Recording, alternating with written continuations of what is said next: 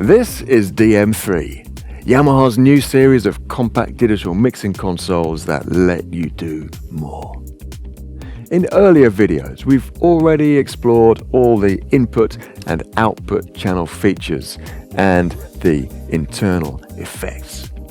It's a truly professional offering for mixing live events, yet easy enough to use for occasional volunteers. Now, we're going to look at the two specific applications of recording and streaming. Can the same mixer also handle these tasks? Naturally and with ease.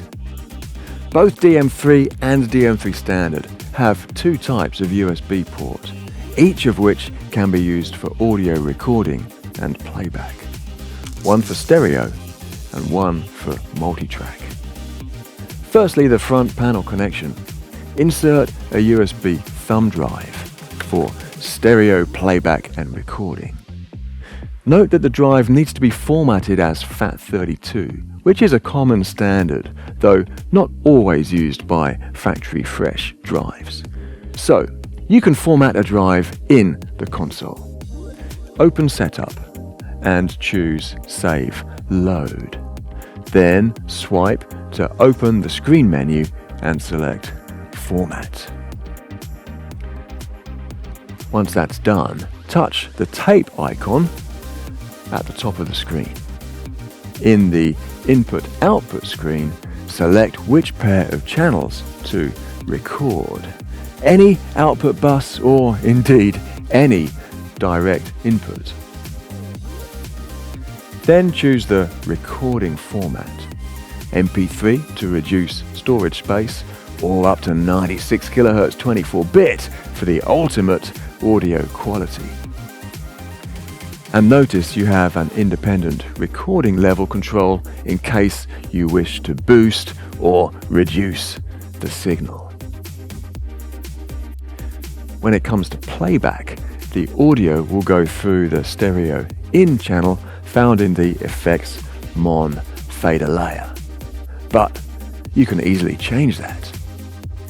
You can access all the transport controls here and on the title list, where you can browse through all the files in the drive. If you need to access these controls, often you can bookmark this page. Alternatively, set specific transport controls to the user-defined keys. Find the recorder functions, then transport, and then choose play, stop, next, record, and so on. Now let's talk about the rear panel USB port. This is to connect with a computer for multi-track recording and playback. There are drivers for Windows and Mac OS, and they provide 18 audio channels in and out at 48K or 96 kHz. So, by default, they are set to allow recording of inputs 1 to 16 and the stereo master. But you can freely change that in case you wish to record effects returns or any mix or matrix buses.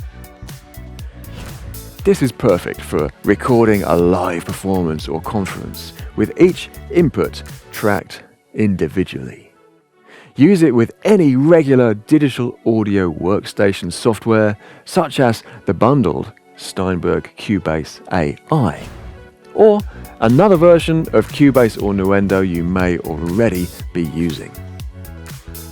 Another use of the USB connection is for live streaming and even video meetings.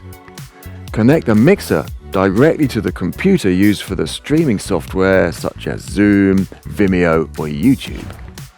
Select Yamaha DM3 as the audio source for the stream and assign a mix or matrix bus or the stereo master for that.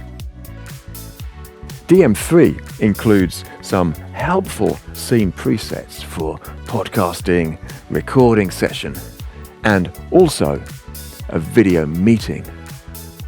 Already set up with all the necessary audio routing, to save you a good deal of time. When you want to play back a multi-track recording, like for a virtual sound check or a quick mixdown, open the Input Patch page from the Setup menu. Swipe left for the shortcuts, then All USB will quickly set each input for you. The USB port can also carry MIDI data, allowing the faders and switches of the console to control various functions within the compatible software. So you can use DM3 series as a hardware DAW controller for your projects when you're mixing in the box. It works well with Steinberg, Cubase and Nuendo, for example. In Cubase or Nuendo, open the Studio Setup menu, select the Mackie Huey remote device, and assign DM3's USB port 2 for the connection.